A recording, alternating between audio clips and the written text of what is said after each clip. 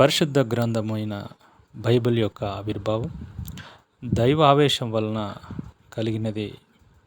వేర్వేరు రచయితలు రాసిన విభిన్న పుస్తకాలున్న బైబిల్ ఒక చిన్న గ్రంథాలయం లాంటిది. వీరు సుమారు 1500 సంవత్సరాల కాల వ్యవధిలో వేర్వేరు కాలాల్లో, వేర్వేరు దేశాల్లో, వేర్వేరు సందర్భాల్లో జీవించారు.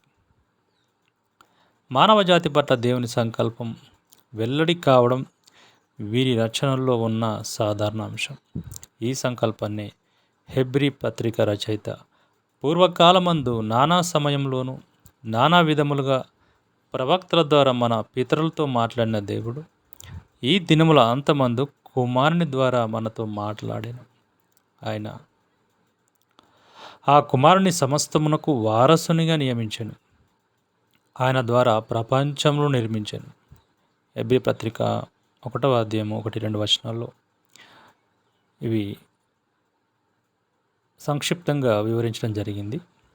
మానవ జాతి దేవునితో పునరైక్యత పొందవలసిన అవసరతను, మానవులు సాటివారితో సామరస్యంగా ఉండవలసిన అవసరతను చాలా స్పష్టంగా వివరించే బైబిల్ మానవ జాతికి ఆయన అనుగ్రహించిన దివ్య సందేశం.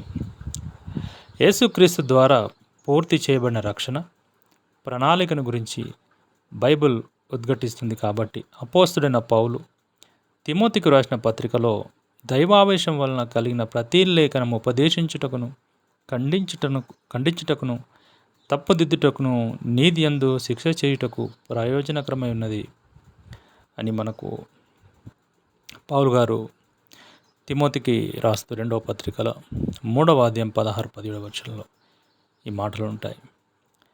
ఈ యొక్క సంగ్రహంగా వివరించిన మాటలు మనకు కనబడతాయి.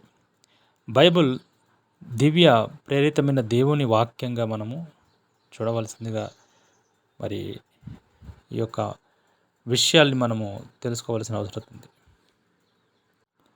పరిశుద్ధ గ్రంథం